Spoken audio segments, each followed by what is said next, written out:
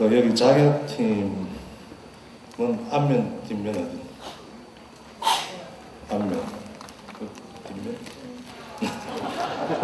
이거 어떻게 던질까요?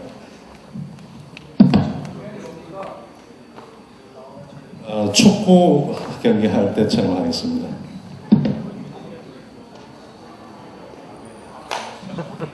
원래 뒷면이 숫자입니다. 앞면이 그림이고, 그죠?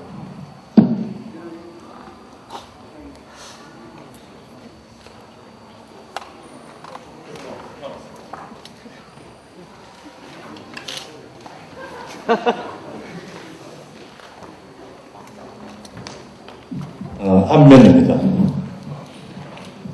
그래서 자격팀이 결정하도록 하겠습니다. 찬성 반대. 자격팀이 찬성 처벌받았고, 나팔꽃팀 반대. 네, 감사합니다. 전국 대학생 토론대회가 올해로 벌써 6번째인데요. 이번 토론대회는 역대 가장 많은 팀이 출전한 만큼 치열했던 것 같습니다. 이처럼 토론대회가 해를 거듭할수록 대학생들에게 토론에 대한 이해와 흥미를 높여주고 있기를 바라고요. 이번 대회는 현행 국회의원 선거구제는 바뀌어야 한다는 문제로 열띤 토론이 펼쳐졌습니다. 마지막으로 결승전 대회만 남겨놓고 있습니다. 그럼 토론대회 결승전 사회를 보실 MBC 배현진 아나운서를 소개하도록 하겠습니다. 배현진 아나운서께서는 제3회 전국대학생 토론대회 스피커상 수상 경력을 갖고 계십니다. 그럼 오늘 대회를 심사해 주실 심사위원님들을 소개해드리겠습니다. 이번 대회 심사위원장님이신 동아방송예술대학교 전일학 교수님이십니다. 대회 운영위원장님이신 이준호 교수님이십니다. 한국정치커뮤니케이션학회 회장 정성호 교수님이십니다. SBS 최금락 보도본부장님이십니다. 중앙선거방송토론위원회 위원 이정희 한국외국어대학교 교수님이십니다. 중앙선거방송토론위원회 전문위원 성균관대 이상철 교수님 자리하셨습니다. 중앙선거방송토론위원회 손세현 사무국장님 자리하셨습니다. 네, 오늘 객석에는 대회 참가하는 학생들을 응원하러 오신 분들과 토론에 관심 있는 분들이 많이 참여해 주신 것 같은데요. 먼저 감사의 말씀을 드리고요. 대회 종료 후에는 추첨해서 소정의 기념품을 드릴 예정이니까요. 입장하실 시작하도록 하겠습니다. 회장님 시작해 주시죠. 안녕하십니까. 제6회 전국 대학생 토론대회 사회를 맡은 MBC 배현진입니다. 제가 2007년 3회 대회에 이 전국 대학생 토론대회가 뭔지도 잘 모르는 상태에서 출전을 했었는데 감사히도 스피커상을 주셔서 오늘 이렇게 또 선배로서 초대해 주시고 참 저에게는 영광스러운 날입니다. 전국 대학생 토론대회, 대학생들의 경합을 겨루는 자리라서 별거 아니다라고 생각하실지 모르겠지만 이미 사회에 진출한 제 입장에서는 저에게 어떤 꿈을 실현하는 중요한 계기가 됐던 자리이기도 합니다. 그래서 오늘 이 자리가 여러분이 지금 가지고 있는 어떤 꿈을 이루는데 중요한 퍼즐 한 조각이 됐으면 하는 바람을 가지면서 오늘 대회 시작해 보겠습니다. 이번 대회는 중앙선거방송토론위원회가 주최하고 한국정치커뮤니케이션학회와 중앙대학교 언론문화연구소 주관, MBC와 SBS, EBS, 한국케이블TV 방송협회의 후원으로 진행됩니다. 자, 대회 진행에 앞서서 토론 규칙을 간단하게 설명드리겠습니다. 오늘 결승은 양팀 기조연설, 또 맺은 말 각 1분 30초씩 진행되고요. 또 중간에 자유토론이 각 팀에게 15분씩 할당됩니다. 이렇게 총 40분간 진행되고요. 자유토론 시에 각 팀의 발언 시간은 2분을 넘지 못합니다. 자, 앞에 보시는 모니터에 시간이 떠 있죠. 이 모니터를 통해서 각 팀이 시간을 어느 정도 지체하고 있는지 확인하실 수 있습니다. 또 전체 토론 시간은 팀원들끼리 균등하게 배분할 수 있고요. 토론자는 미리 준비한 원고와 각종 자료들을 소지해서 토론 과정에 제시할 수 있고 제시하거나 참고할 수 없습니다. 단 간단하게 메모한 종이를 보고 토론을 진행하는 것은 가능합니다. 또 토론자는 정확하고 객관적인 사실만을 사용하되 토론 중에 제시 이용되는 자료에 대한 출처나 근거 등은 요구할 경우에는 반드시 응해야 합니다. 시간 방식을 지키지 않는 경우에는 감점 요인이 될 수 있으니까요. 이 점 상기해 주시기 바랍니다. 자, 그러면 오늘 총 128개 팀 중 치열한 경합을 뚫고 결승에 오른 두 팀을 먼저 소개하겠습니다. 찬성팀, 아까 잠깐 들으셨죠? 작약팀입니다. 인사해 주십시오.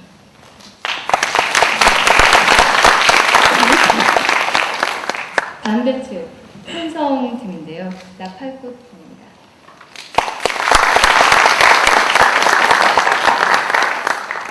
오늘 토론 주제는 앞서 설명드린 대로 최근 뜨거운 감자로 이제 많이 거론되고 있는 건데요. 현행 국회의원 선거구제 바뀌어야 한다를 두고 토론을 하겠습니다. 자, 그럼 대회를 시작하도록 하겠습니다. 먼저 찬성 측 기조연설 해주시죠. 시간은 1분 30초입니다. 네, 찬성 측 기조 발언 시작하겠습니다. 현행 국회의원 선거구제는 소선거구와 전국구 비례대표제로 이루어져 있습니다. 저희는 이것을 중선거구제와 권역별 비례대표제로 개편해야 한다고 주장합니다.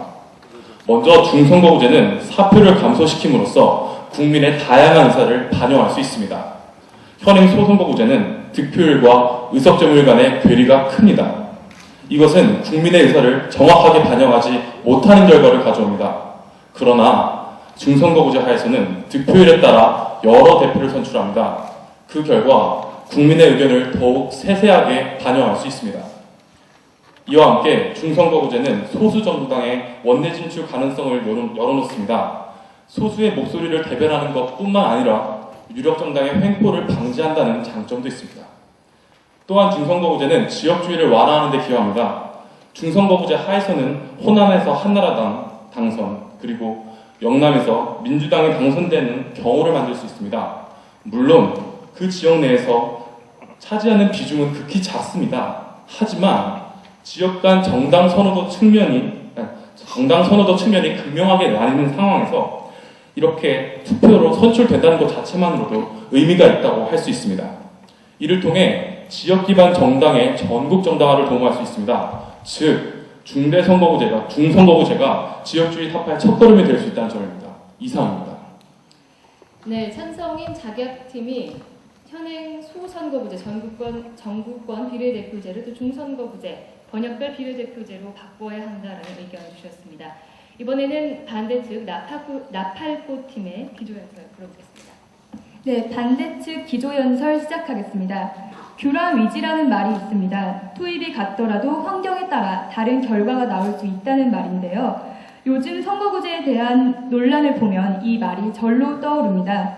선거제도는 그 자체로 논의될 수 있는 성질의 것이 아닙니다.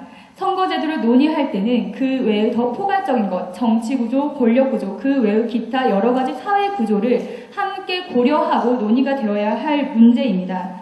그렇기 때문에 저희는 우리나라와 같은 대통령제에서는 일반적으로 소선거구제가 가장 적합하고 또한 전국의 안정을 가져다주는 것으로 인정되고 있다는 것을 먼저 말씀드리고 싶습니다.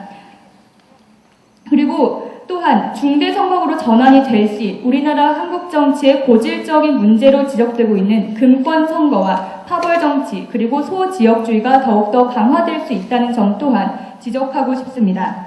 그리고 소선거구제가 지역주의 심화에 기여했다는 주장에 대해서는 지역주의 완화와 지역주의와 선거구제 사이에 객관적인 연관성이 없기 때문에 선거구제가 개편이 된다고 할지라도 그것이 완화될 것이라는 보장은 할 수 없다는 점 저희가 말씀드리고 싶습니다.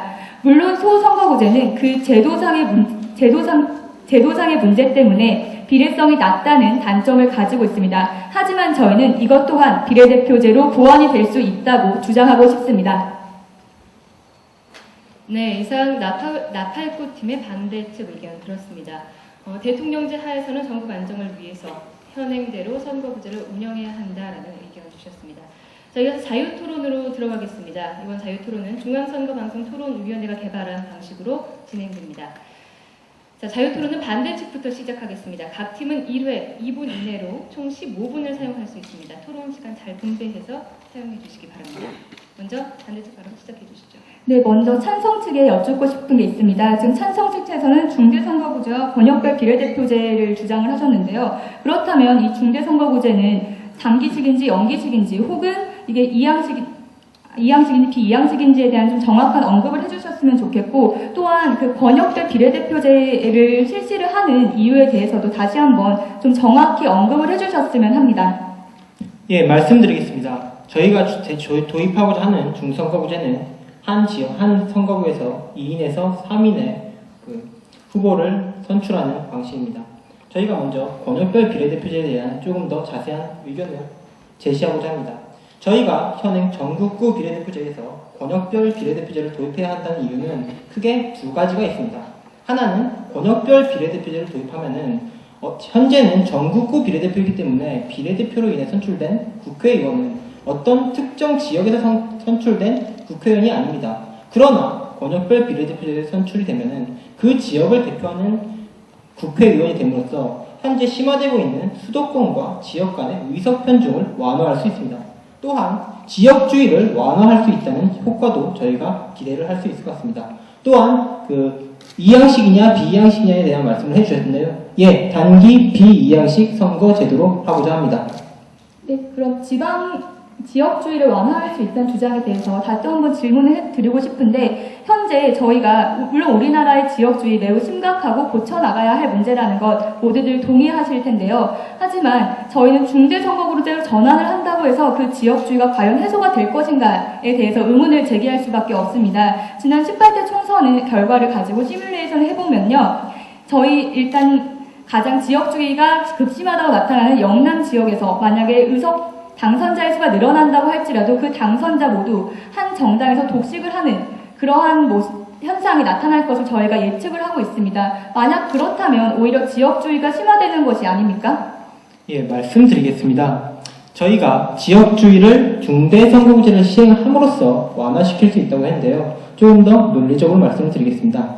중선거구제를 시행을 하게 되면 한 권역, 한 지역, 한 선거구에서 2인에서 3인의 국회의원을 선발하게 됩니다. 그렇게 되면 현재 호남에서는 어떤 특정 A당이 강력하게 우세를 보이고 있지만 2인에서 3인을 선출하게 되면 B당에서도 충분히 의석을 확보할 수 있습니다. 영남에서도 마찬가지의 현상이 일어날 수 있고요. 물론 그것이 지역주의 완화가 그렇게 빨리 일어나지는 않을 것입니다. 그러나 그 약세당이 그 지역에서 국회의원으로 선출이 되고 그 의원들이 그 지역을 위해서 충분히 잘 노력을 한다면은 그 지역 그 유권자들의 호감을 사게 될 것이고, 그렇게 되면은 그 정당에 대한 그 다음 선거에서 그 정당에 대한 지지율이 높아지지 않겠습니까? 그렇게 되면 충분히 지역주의를 완화할 수 있다라는 논리적인 근거가 있는 것이죠. 첨언해도 되겠습니까? 네, 저희는 지역주의의 원인이 선거구제에 있다라고 주장하는 것은 아닙니다. 하지만 중선거구제로 변화된 제도가 의식을 선도하고 사회적인 문제를 완화하는 데 어느 정도 기여를 하고 있다는 차원에서 저희는 중선거구의 도입을 주장하는 바입니다. 네, 말씀 잘 들었습니다. 일단 이 지역주의가 사실 이 선거구제의 핵심 논의입니다. 지역주의에 대해서 일단 한번 짚고 넘어가야 되겠는데, 현재 우리나라에선 다양한 갈등이 있습니다. 지역 갈등, 세대 갈등, 이념 갈등, 빈부 갈등, 다양한 갈등이 있는데, 문제는 뭐냐면 지금 현재 지역 갈등과 이렇게 이념 갈등이 혼합되어서 나타나는 것입니다. 즉 영남 지역은 보수, 진보, 반대 호남 지역은 진보 이런 식으로 말입니다. 이거는 굉장히 해소하기 힘듭니다. 선거구제를 바꿈으로써 이것이 과연 해소될 수 있을지 의문입니다. 지역주의의 원인이 무엇입니까? 특정 권력 구조 하에서 지역별 인사차별, 발전차별 혹은 내재적으로 가지고 있는 편견 등에 의해서 지역주의가 나타나는 것입니다. 그런데 이 원인을 선볼 생각을 하지 않고 지역주의가 그 제도에 대해서 더 표출된다고 해서 조금 완화된다고 해서 선거구제를 바꾸는 것에 대해서는 조금 의문이고요. 그 다음 아까 맨 처음에 말씀하실 때 비례대표제에 대해서 또 언급을 해야 될 것 같습니다. 이거는 물론 선거구제를 논의하는 자리지만 비례대표제는 선거구제에 굉장히 지대한 영향을 미치는 것이기 때문에 한 번만 짚고 넘어가야 될 텐데, 권역별 비례대표제를 하면 현행 의원 정수를 늘리겠다는 말씀이시죠. 예, 맞습니다. 권역별 비례대표제를 시행하기 위해서는 현재 그 의원 수를 늘릴 필요가 있죠. 그러나 저희가 논제에서 주요 다뤄야 할 점은 중대 선거구제이기 때문에 권역별 비례대표제에 대한 논의는 될 수 있으면 안 했으면 좋겠고요. 예, 일단 질문하신 부분에 대해서 답변을 드리겠습니다. 지역주의를 과연 완화할 수 있는가에 대해서 말씀을 해주셨는데요. 저희는 이미 조금 전에 발언을 위해서 그 논리적 근거를 충분히 밝혔습니다. 현재의 소선거구제 하에서는 특정 당이 어떤 지역에서 약세를 보이는 그 당이 진출할 기회 자체가 너무나도 막혀 있다는 것입니다. 그러나 중선거구제를 시행하게 되면 그 기회를 열어줌으로써 지역주의를 완화할 수 있는 여지를 키워준다는 것이죠. 그 선거제도 자체가 지역주의를 아예 바꿀 수 있다. 그런 뜻은 아닙니다. 예, 그리고 조금 모순이 다른 생각을 저희가 좀 가지고 있는데요. 저희는 기조 발언에서 사표 방지와 소수 정당의 진출, 지역주의 완화라는 세 가지 논거를 제시했습니다. 저희는 물론 이 새 선거구제 개편 논의가 일어나게 된 그 시발점은 분명히 지역주의 해결이 맞습니다. 그러나 저희가 주장하는 것은 지역주의보다는 사표를 방지함으로써 선거제도가 갖춰야 하는 국민의 정확한 의사반영이라는 취지를 더욱 살릴 수 있고 소수 정당 진출의 기회를 확대함으로써 소수의 의견을 존중하는 그 민주주의의 원리에 좀 더 부합한다는 것입니다. 네, 말씀 잘 들었습니다. 소수의 의견 존중 굉장히 중요합니다. 민주주의 하에서. 그러나 우리가 따져봐야 할 것, 일단 지역주의는 나중에 얘기한다고 했으니까 접어두고요. 현재 중선거구제 하에서 어떤 나라가 지금 중선거구제를 실시하고 계신지 아십니까? 예, 말씀해 주십시오. 네, 네팔, 라오스, 피지, 버뮤다 이런 나라들이 현재 사용하고 있습니다. 중선거구제를. 대만 지금 현재 2004년에 중선거구제 하다가 도저히 안 돼서 빠져나왔고요. 일본 아시다시피 1900 몇십 년도에 파벌선거가 너무 문제가 돼서 일본조차도 빠져나왔습니다. 우리나라조차 중선거구제를 실시한 바 있지만 지역구 73석에 제1당과 제2여당 모두 독식하는 현상을 만들었기 때문에 우리나라 역시 중선거구제를 실패한 제도로 평가하고 뛰쳐나왔습니다. 지역주의 일단 나중에 얘기하고요. 현재 대통령제 하에서 네팔, 라오스 제가 이런 나라를 예를 들었는데 이런 나라들조차도 대통령제는 아닙니다. 현재 180여 개의 의회가 있는 나라가 존재하는데요. 중선거구제를 대통령제와 섞어서 사용하는 나라 단 한 나라도 없습니다. 빠져나온 나라는 있지만 실패해서 빠져나온 나라는 있지만 단 한 나라도 이 제도를 사용하지 않는다는 것입니다. 물론 다른 나라에서 안 한다고 해서 우리나라에 적용하면 안 된다. 이런 거는 약간은 비논리일 수 있습니다. 하지만 나라의 중요한 제도를 결정하는 자리에서 다른 나라를 모델로 삼을 수 있다는 건 굉장히 중요하다고 생각합니다. 이상입니다. 예, 중요합니다. 그런데 지금 방금 반대측 토론자께서도 말씀해 주셨다시피 다른 나라에서 실패했다고 해서 다른 나라에서 시행하지 않고 있다고 해서 우리나라에도 도입해서는 안 된다. 이건 비논리라고 하셨습니다. 이것이 논리적인 근거가 되려면은 다른 나라에서 왜 폐지를 했는지 왜 시행되고 있지 않은지 그 이유를 조금 더 다각적으로 분석을 해주셔야 돼요. 예, 조금 더 말씀드리겠습니다. 반대측 분들께서 기조 발언을 통해서 이런 말씀을 해주셨습니다. 대통령제에서는 소선거구제가 안정을 가져다 준다라고 말씀하셨습니다. 어떤 원리로 인해서 대통령제에서 소선거구제가 안정을 가져다 주는지 좀 더 보충 설명이 필요할 것 같습니다. 네, 저희가 말씀을 드리겠습니다. 말씀하셨듯이 중대선거구 하에서는 군소 정당들이 의회에 발언권을 얻을 기회가 많아지겠죠. 이 말은 다시 말해서 너무나 많은 군소 정당들이 난립을 해서 의견을 하나로 합치는데 어려움을 겪을 수 있다는 뜻도 됩니다. 일단 대통령제 하에선 지나친 여소야대 현상은 국정 운영에 어려움을 주는 것으로 일반적으로 생각되고 있습니다. 그렇기 때문에 저희는 지나친 군소 정당의 난립을 가져올 수 있고 지나친 여소야대 현상을 가져올 수 있는 중대선거구제가 현 대통령제 하에서 어울리지 않는다고 주장하는 것입니다. 네, 제가 답변을 드리겠습니다. 저희는 대선거구제를 주장하는 것이 아닙니다. 2명 내지 3명 정도의 중선거구를 주장하는 것입니다. 여러 후보를 낼 수 있는 정당은, 그러니까 한 선거구에 여러 후보를 낼 수 있는 정당은 다수당에 불과합니다.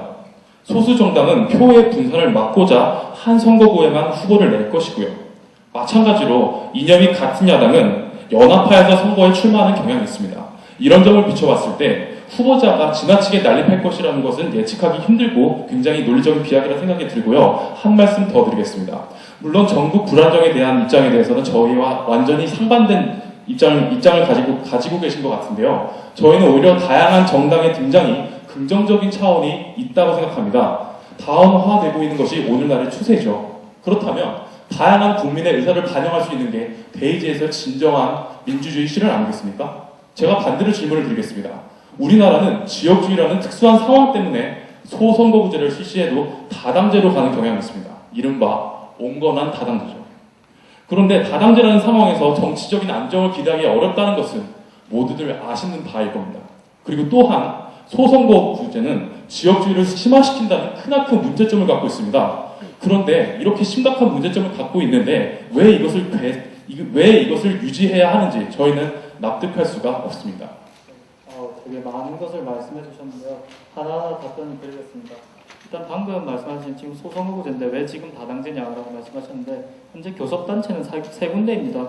네, 그리고 우리나라에서 약간 예외적인 현상이 일어났고 일반적으로는 중선거구제가 다당제를 유발하는 건 맞고요. 그게 정치학적으로 대통령제와 맞지 않는 것도 인정된 부분입니다. 조금 더 이제 현실적으로 한번 들여다봐야 될 것 같습니다. 중선거구제 채택했을 때 어떤 문제점이 발생하는지. 첫 번째, 비용이 굉장히 늘어납니다. 그렇게 굉장히 늘어난다는 표현은 좀 어울리지 않을지도 모르는데요. 왜냐하면 어떤 후보는 적게 쓸 수도 있고 어떤 후보는 많게 쓸 수도 있고 하지만 평균적으로 소선거구제에 비해서는 약 2.3배 정도 늘어난다고 강원택 교수님의 그 논문에 나와 있습니다. 첫 번째 비용 문제를 들 수 있겠고요. 그 다음 두 번째로 현실적인 문제가 재보궐선거의 실시가 굉장히 어렵습니다. 이 두 가지 현실적인 문제에 대해서 어떤 대안을 가지고 있는지 말씀해 주시기 바랍니다. 네, 제가 먼저 답변을 드리겠습니다. 저희도 선거 비용이 는다는 사실에 대해서 부정하는 것은 아닙니다. 그 점에 대해서는 인정하는 바이고요. 하지만 선거의 궁극적인 목표는 다양한 국민의 의사를 반영하는 데 있습니다. 그러기 위해서는 어느 정도 감수해야 한다 생각합니다. 그것이 더 민주주의의 이념을 실천하는 첩경이라 생각하기 때문입니다. 예, 재보궐선거에 대해서 말씀을 해주셨습니다. 재보궐선거, 소선거구제에 비해서는 중대선거구제에서 실시하기 힘든 것이 사실입니다. 한 3명을 선출하는 선거구에서 1명의 결석이 나왔다 합시다. 그러면은 저희는 권역별 비례대표제를 아까 저희가 주장하지 않았습니까? 이 의석으로 전환을 함으로써 그 재선거나 보궐선거가 실시하지 않아도 그 의석을 채울 수 있는 방안으로서 역시 이 권역별 비례대표제를 내세우는 것입니다. 네, 말씀 잘 들었습니다. 일단 비용에 대해서는 인정을 하셨으니까 거기에 대해서는 언급을 하지 않도록 하고요. 그 다음 이제 두 번째로 제가 역사적으로나 다른 나라 예를 들어서 중선거구제가 어떤 문제를 가지고 있는지 얘기를 했는데 그렇다면 우리나라에서 중선거구제가 지금 사용되고 있죠. 사실 기초의원에서 지금 중선거구제 사용하고 있습니다. 어떤 문제가 있는지 아실 거라고 생각합니다.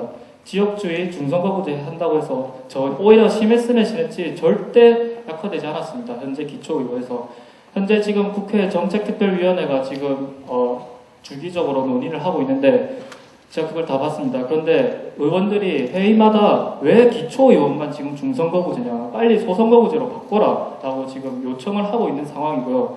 실제 지역 기초의원에서 너무나도 문제가 되고 있습니다. 이 중선거구제가 지금 국회의원보다 더 많은 비중으로 지역주의가 나타나고 계신다는 건 어느 정도 알 거라고 생각합니다. 여기에 대해서 어떻게 생각하시는지 현재 지금 기초의원을 우리나라에서 중선거구제로 택하고 있는 문제점에 대해서 좀 얘기해 주시기 바랍니다. 예, 좀 더 설명이 필요할 것 같습니다. 기초의원이 중선거구제를 시행하고 있죠. 그런데 거기서 문제점이 발생한다고 하셨는데요. 어떤 문제점이 발생하고 있는지 그거에 대해서 먼저 지역주의가 강합니다. 지역주의가 어떻게 강화된다는 것입니까? 지역주의가 해결되지 않았다는 것입니다. 그대로 경남 지역에서 저희가 말씀을 드렸습니다. 지역주의가 그렇게 빨리 해결될 수 있는 것은 당연히 아니라고 말씀을 드렸고요. 저희는 지금 국회의원 선거를 논의하고 있습니다. 시의원 선거에서도 물론 그런 지역주의 경향이 나타날 수 있죠. 그런데 저희는 완화될 여지를 키워준다고 했으므로 그것은 시간이 지남에 따라서 살펴봐야 하는 것입니다. 지금 당장의 선거 결과를 통해서 선거 실시한 지도 얼마 안 된 중선거구제의 효과를 논의하기엔 지방선거에서 저희가 도입해서 실시한 경험이 얼마 안 되지 않습니까? 네, 알겠습니다. 다른 나라, 우리나라 역사, 그리고 지금 현재 우리나라에서 중선거구제 시행하고 있다는 것에서 제가 예를 들었는데 달라질 수도 있다. 천천히 이렇게 언급을 해주셨는데요. 네, 일단 거기까지 논의를 하도록 하겠습니다. 중선거구제의 큰 단점 중에 또 하나가 뭐냐면 파벌 정치입니다. 현재 우리나라 한나라당의 가장 큰 문제가 무엇입니까? 친이와 친박이 지금 갈려져 있습니다. 세종시 지금 하나 해결하는데 얼마나 큰 비용이 소모되었습니까? 현행 소선거구제 하에서도 지금 파벌이 나타나는데, 물론 파벌은 모든 제도 하에서 나타날 수 있습니다. 뭐 선거뿐만 아니라 우리가 살아갈 때도 파벌이 나타나고 모든 제도하에서 파벌이 나타나는데, 우리가 봐야 될 건 어떤 제도하에서 더 파벌이 나타나느냐 아니겠습니까? 중선거구제에서 정치학적으로나 다른 나라 예를 들었어도 파벌 경향 굉장히 강합니다. 왜냐? 복수공천을 할 수밖에 없습니다. 만약에 중선거구제로 가게 된다면 복수공천을 하면 한나라당 후보가 2명 혹은 3명, 지지율이 높은 지역에서 4명까지 나오게 됩니다. 그러면 그 4명은 서로 정책을 가지고 물론 싸우겠지만 자기 지역의 그 인기 많은 대표를 끌어오려고 서로 투쟁하게 될 것이고요. 실제로 그렇게 일본에서 됐었습니다. 파벌 정치가 강화될 거라고 이제 충분히 예측이 가능한데 이에 대한 대안이 있으신지 여쭤보고 싶습니다. 네, 일단 가볍게 답변을 드리겠습니다. 물론 이론도 중요합니다. 하지만 이론이 실제를 구현하지 않는 이론이라면 저는 이론도 그렇게 쓸모가 있다고 생각하지 않습니다. 그리고 파벌 정치에 대해서 말씀을 해주셨는데요. 저희는 우선 저희가 정확한 답변을 드리기 위해 한 가지 여쭤보겠습니다. 파벌 정치라는 것이 결국은 당내 경쟁 과열로부터 온다는 것이죠. 동의하십니까? 근데 당내 경쟁 과열로부터 파벌 정치가 강화된다는 것이죠. 반대쪽 입장인데 네. 맞습니까? 네. 예, 그러면 저희가 답변을 드리겠습니다. 저희는 이 당내 과열에 대한 해결책으로서 상향식 공천제도를 주장하는 바입니다. 국민의 의사를 반영한다는 가장 기본적인 원리부터 당 내부의 민주화를 이룰 수 있는 굉장히 효과적인 제도입니다. 현재 민노당과 진보신당이 상향식 공천제도를 적용하고 있고 많은 국민들이 이에 대해 열렬한 지지를 나타내기 때문에 곧 머지않아 다수당이 상향식 공천제도를 도입할 수밖에 없다고 저희는 생각합니다. 네, 물론 상향식 공천 제도가 이런 파벌 문제를 중대선거로 전환이 된다 했을 때 어느 정도 해소를 할 수 있을지도 모릅니다. 하지만 저희는 중대선거구라는 제도 자체가 일단 복수 공천이 되고 그리고 같은 당내 복수의 후보자가 당선을 위해서 경쟁을 하는 과정에서 즉 선거 과정에서 어쩔 수 없이 파벌이 형성이 될 수밖에 없다고 저희는 제도적인 한계로 저희는 그것을 지적을 하고 싶습니다. 네, 조금만 더 발언하겠습니다. 상향식 공천 제도를 이제 대안으로 제시를 해주셨습니다. 자, 그런데 정당의 공천 제도에 대해서 지금 간섭을 이제 다른 제도로 바꾸는 걸 지금 강제하시는 것 같은데 지금 가장 문제가 뭐냐면 지역주의, 선거구제 개편 옛날부터 논의되어 왔습니다. 그런데 문제가 왜 지금 실행되지 않고 있느냐? 만약에 아까 제가 비례대표 물어본 것도 같은 의도입니다. 지역 의원 수가 줄어들거나 혹은 전체 의원이 늘어나거나 해서 여론이 반발되거나 혹은 국회의원의 그 의사에 반할 경우에는 계속 다음 국회 때 이렇게 논의가 흐지부지 된다는 것입니다. 그러니까 지금 정당의 공천 제도를 강요한다거나 혹은 바꾼다거나 대안은 될 수 있습니다. 하지만 현실적으로 선거 제도와 우리 국민의 올바른 방향마저도 이게 저해할 수 있다는 것입니다. 예, 하나 여쭤보겠습니다. 국회의원은 자신의 이익을 위해서 일해야 하는 것입니까? 아니면 자신이 대표해야 할 유권자와 한국 정치의 발전을 위해서 노력해야 하는 것입니까? 당연히 이론상으로 당연히 우리나라의 발전을 위해서 국회의원은 존재하는 네, 것입니다. 그렇겠죠. 하지만 현실적으로 입법자의 그 국회의원을 존중을 해야 됩니다. 지금 지역구 의원이 약 250석이 있는데 그거를 150석으로 줄인다고 하면은 그게 논의가 되겠습니까? 아무리 좋은 제도라도 거기서 아무리 좋은 제도라도 그 좋은 의미가 퇴색이 된다는 겁니다. 발현이 되지 않는다는 것입니다. 저희는 실적으로. 지역구 의원 수를 줄여야 한다라고 주장드린 적은 전혀 지역구 없습니다. 의원을 줄인다고 하는 게 아니라 그러니까 현실적인 국회의원 입법자의 제도의 그게 구미에 맞느냐가 굉장히 중요한 요소라는 것입니다. 국민들이 원한다면 또 그것이 논리적으로 선거 제도가 지향해야 하는 발전 방향에 맞다면 마땅히 국회의원들은 그에 동의해야 할 것이며 마땅히 그 법률을 제정하여 그 제도를 시행해야 할 것입니다. 저희가 기조 발언을 통해서 계속 말씀드리고 있는 중선거구제 도입의 가장 큰 취지에 대해서 말씀드릴 때가 되는 것 같습니다. 지역주의 얘기도 해주셨고요. 소수 의견 존중에 대한 얘기도 해주셨습니다. 부작용도 많이 얘기를 해주셨는데요. 예, 말씀드리겠습니다. 실례를 들어서 말씀드리겠습니다. 18대 총선에서 서울 금천구를 예를 들어보겠습니다. 한나라당의 안형환 의원이 43.95% 득표를 보였고요. 통합민주당의 이모키 후보가 43.55% 득표를 보였습니다.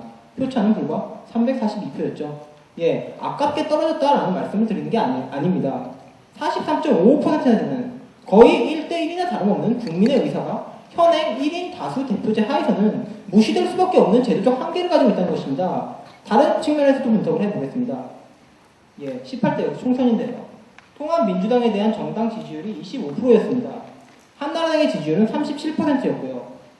이에 따라서 지역구 의원을 보면은 지역구 의원은 한나라당이 131석, 통합민주당이 66석이었습니다. 거의 2배이죠. 한마디로 한나라당은 지나치게 과대대표가 되었고 통합민주당은 지나치게 과소대표가 되었다는 것입니다. 이것이 무엇을 말해주는 것이겠습니까? 현행 선거 제도가 가장 중요한 국민의 정치적 의도를 정확하게 반영해야 한다는 취지에 어긋나는 제도라는 것입니다. 그런 의미에 따라서 저희는 이것을 가장 중요한 것으로 보고 있고요. 그에 따라서 부수적 효과로 지역주의 완화라든지 소수 정당의 진출 확대 등을 주장드리고 있는 것입니다. 네, 말씀 잘 들었습니다. 비례성에 대해서 굉장히 길게 설명을 해주셨는데요. 그러니까 의석수와 이제 투표수와 득표수와 의석수의 이제 차이, 비례성에 대해서 말씀해주셨는데, 네 맞습니다. 중선거구제, 대선거구제로 갈수록 비례성은 커집니다. 그 비례성만 따졌으면 대선거구제가 오히려 더 낫죠. 문제는 뭐냐면 소, 중, 대, 대표성, 대의성, 비례성, 책임성 다 맞물려서 지금 돌아가는 각 제도들이 가지고 있는 내재적인 장단점들입니다. 중선거구제를 택하더라도 어떤 부분에 있어서는 어떤 부분에 단점 이런 식으로 나타나는 것이기 때문에 비례성의 제도만으로 과연 비례성 때문에 중선거구제로 바꿀 수 있을까요? 저는 차라리 그것보다는 우리 측에서 제안하는 다수결로 의해서 의원을 뽑고 비례대표제에 의해서 소수의 이익을 보호하는 그런 쪽으로 비례성을 더 강화하는 방안이 더 합리적이라고 생각합니다. 네, 제가 답변을 드리겠습니다. 물론 현행 제도 하에서 전국구 비례대표제 의석수를 늘릴 수 있다면 나름의 해결책이 될 수 있겠죠. 하지만 저희는 전국구 비례대표제 의석을 늘리는 것 자체가 현실성이 없다고 생각합니다.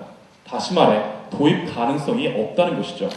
왜냐하면 지역구 기관 의원들이 자신들의 이익을 스스로 반납하지 않기 때문입니다. 잘 아실 겁니다.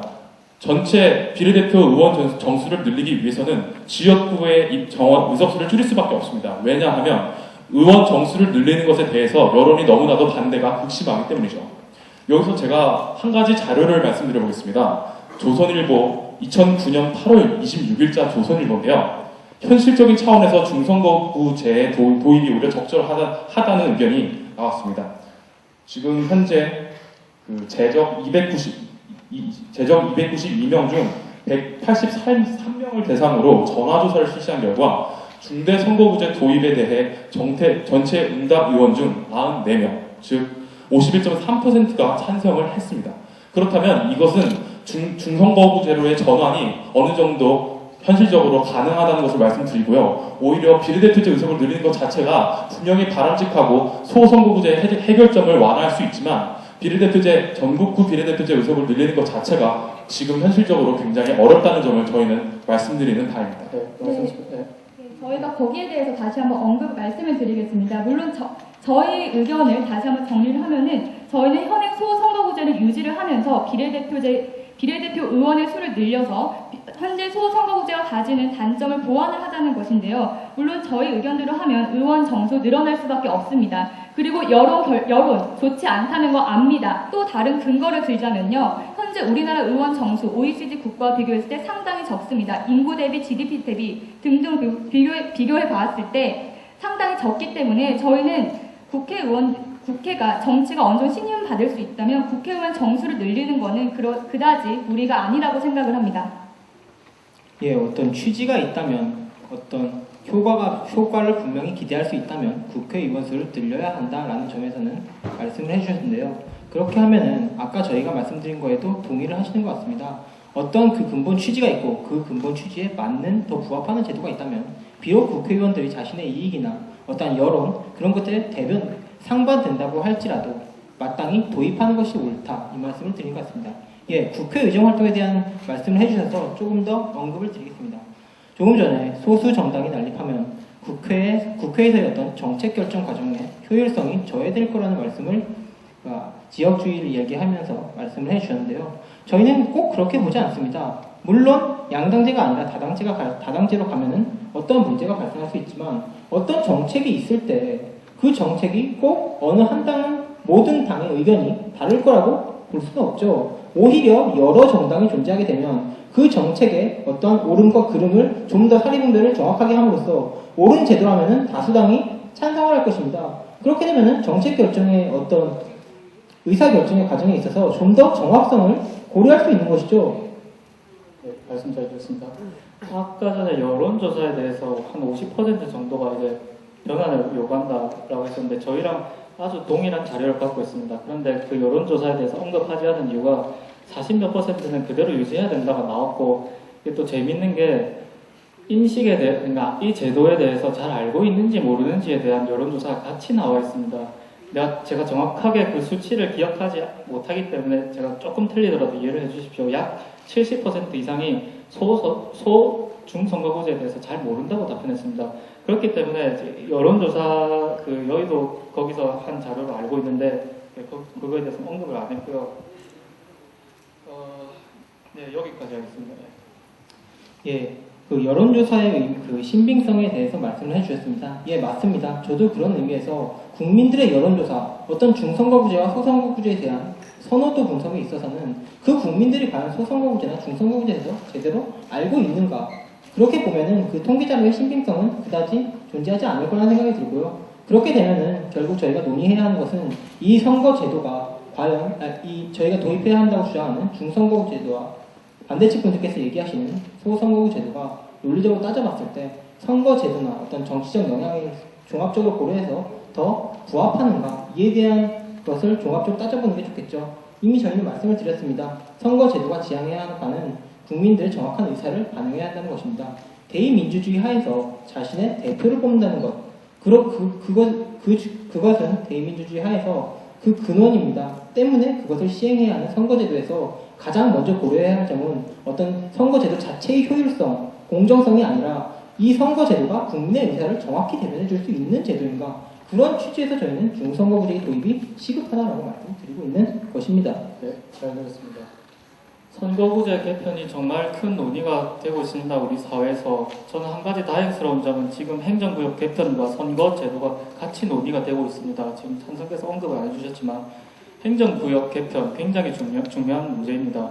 그리고 정당제도 개편 굉장히 중요한 문제입니다. 이 선거제도가 지금 우리나라에 있는데 선거제도, 정당제도, 행정구역 개편, 그리고 권력구조 모든 것이 지금 맞물려 돌아가고 있습니다. 선거제도만 개편이 된다고 해서 지금 뭐 지역주의가 강화되고 있는데 이런 것을 해결할 수 있다는 것은 굉장히 큰 오산입니다. 모든 것이 다 같이 맞물려서 바뀌어야 되는 것입니다. 그것과 연관해서 아까 소수 정당에 대해서 다양성을 추구해야 되고 그 나름 장점이 있지 않느냐라고 주장을 해주셨는데, 역시 마찬가지로 권력 구조와 연관이 있기 때문에 현재 대통령이, 그러니까 입법부와 행정부와 이렇게 서로 연관이 주고받고 있기 때문에 여소야대 현상은 국정 운영의 극한의 마찰을 빚을 가능성이 굉장히 높은 제도입니다. 저희는 말씀을 드리는 게요. 예, 여당과 야당, 여당이 있을 것이고요. 제1야당이 있을 것입니다. 이들은 분명 다수당일 것입니다. 저희가 말하는 건 소수 의견을 존중해야 된다는 것이고, 그 소리는 국회 의석에서 소수 정당의 의석도 어느 정도 확보해 줘야 된다는 것이지, 소수 정당이 거대 정당을 뒤집어야 한다, 이런 말씀을 드리는 것이 아닙니다. 지금 국정 운영에 대해서 말씀을 해주셨는데, 예, 맞습니다. 입법부와 행정부가 고르게 돌아가야겠죠. 그런데 중대선거구제에 대해서 자꾸 추상적으로 말씀을 해주시는데, 어떻게 해서 소선거구제는 국정 운영이 안정이 되는지, 중대선거구제는 무엇 때문에 저희가 분명히 소수 정당에 대해서는 그 부분을 저희가 반박을 해드렸고요. 어떻게 국정 운영의 안정이 도모될 수 있는지 소선거구제 하에서요. 그것을 좀 더 실증적으로 답변을 구체적으로 해주셔야겠습니다. 네, 시간이 이제 얼마 안 남아서 간단히 답변드리겠습니다. 대통령자에서는 지금 양당제가 소선거구제에서 추구되는 게 조금 더 이제 안정적인, 전국의 안정을 온다는 점에서는 일반적인 이론이고요. 소수의 이익도 굉장히 중요합니다. 정치에 있어서, 선거에 있어서 가장 큰 소수가 누군지 아십니까? 여성입니다. 여성 어떻게 보호되고 있습니까? 비례대표제의 50% 전부 여성 공천 받습니다. 이렇게 비례대표제를 통해서 현재 소수의 이익을 대변하려고 각각의 노력을 기울이고 있는 중입니다. 소수의 이익 보호를 위해서 중선거구제를 주장하는 것은 더 큰 폐해를 낳을 뿐 아무 도움이 안 된다고 생각합니다. 이상입니다. 네, 이상으로 자유토론 시간 마치겠습니다. 자, 앞서 토론 시간에서 미진했던 부분이나 서로 이렇게 문제 제기를 했으나 충분히 답하지 못했던 부분에 대해서 이제 양 팀이 마무리 발언을 해주시면 좋겠습니다. 시간은 각 팀당 1분 30초고요. 먼저 반대측 매진말부터 듣겠습니다. 네, 반대측. 네, 반대측 기조 발언 마무리 발언하겠습니다. 우선 진정성 있는 토론해 주셔서 감사드립니다. 일단 중선거구제 도입은 현재 패권 지역에서 비패권 정당의 당선을 어느 정도 아주 미미하게나마 보장할 것입니다. 하지만 우리가 따져봐야 할 것은 중선거 제도를 택함으로써 얻는 것과 잃는 것이 무엇인지 꼼꼼히 따져보아야 할 것입니다. 지역 구조의 미미한 완화가 있는 것에 비해 잃는 것이 무엇인지 꼼꼼히 따져보아야 할 것입니다. 현재 1933인, 그러니까 한 지역구에 3인이 당선되는 것은 정당의 공천은 거의 당선으로 확실시 된다고 보면 되고요. 그렇게 되면 당 지도부의 권한 강화 혹은 파벌 정치의 양상을 굉장히 조장할 가능성이 제도적으로 굉장히 높습니다. 그 다음으로 이러한 제도는 이제 정당 간의 차별성도 없으면서 다당이 나오는 현상을 조장할 것입니다. 파벌 간의 대립은 심각해지는 것은 물론이고요. 인물 중심의 선거를 초래할 확률이 굉장히 높습니다. 제도 개선의 원칙은 민주주의의 원칙에 부합하는 방향으로 가야 됩니다. 민주주의의 가장 큰 원칙은 다수의 지배와 소수의 이익 보호라고 할 수 있습니다. 다수의 지배라는 측면에서 소선거구제가 적합하다고 보고 소수의 보호에 있어서 비례대표제가 이를 완벽하진 않지만 어느 정도는 보완해주고 있다고 생각합니다. 따라서 현행 중선거구제로 바꾸는 것보단 소선거구제로 유지하는 게 훨씬 더 합리적인 주장을 하겠습니다. 네, 반대측 매진말 잘 들었습니다. 이번에는 찬성측 매진말 시간 1분 30초 드리겠습니다. 예, 찬성 측 매진말 시작하겠습니다. 저희 찬성 측은 국민의 정확한 의사 반영과 소수 정당의 원내 진출 기회 확대, 지역주의 완화라는 세 가지 이점을 들어 현행 선거 제도를 중선거구제와 권역별 비례대표제로 개편해야 한다고 주장했습니다. 이에 반대측 분들께서는 같은 정당 내 후보자 간 경쟁 과열과 선거 비용 증가, 후보자 난입으로 인한 유권자의 정치적 무관심이 증가할 것이라는 우려 등을 나타내 주셨습니다. 또한 파벌 정치에 대해서도 언급을 해주셨습니다. 그러나 정당 내 후보자 간 경쟁은 상향식 공천 방법에 의해서 그 부작용을 줄일 수 있으며 소수 정당의 입장을 고려하면 후보자들이 우려할 만큼 난립하지는 않을 것입니다. 또한 저희는 중선거구제가 갖는 지역주의 완화 효과에 대해서 이미 충분히 증명을 했습니다.